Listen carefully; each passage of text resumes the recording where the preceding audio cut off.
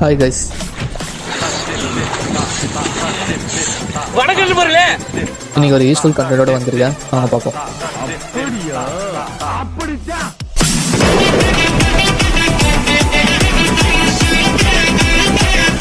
இன்னைக்கு வந்து dopamine addiction அப்படின்னா என்னன்னு பார்க்க போகிறோம். ஃபஸ்ட்டு டோபமைன்னா என்னன்னு சொல்கிறேன்.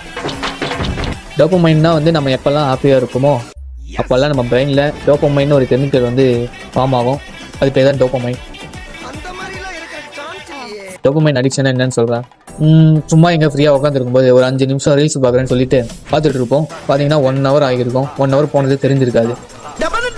இந்த மாதிரி ரீல்ஸு ஷார்ட்ஸு இதெல்லாம் பார்க்கும்போது நமக்கு வந்து ஒரு சின்ன சின்ன ஹாப்பினஸ் வந்து கிடைக்கும். இந்த மாதிரி டெய்லி உங்கள் பிரெயின் வந்து ஷார்ட் ஹாப்பினஸ்க்கு வந்து அடிக்ட் ஆச்சுன்னா உங்களோட லாங் டைம் கோல்ஸ் மேலே உங்களுக்கு இன்ட்ரெஸ்ட் இல்லாமல் போயிடும்.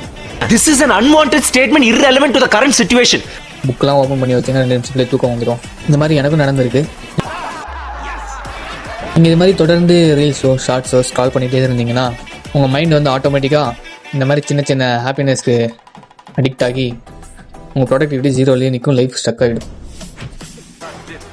இதுக்கு என்ன சொல்யூஷன்னா, டெய்லி மார்னிங் ஜாகிங்கு இல்லைனா வாக்கிங்கு, 10 நிமிஷம் மெடிடேஷன் பண்ணுறது, இந்த மாதிரி கன்சிஸ்டன்ஸாக பண்ணிங்கன்னா கொஞ்சம் பெட்டராக இருக்கும்.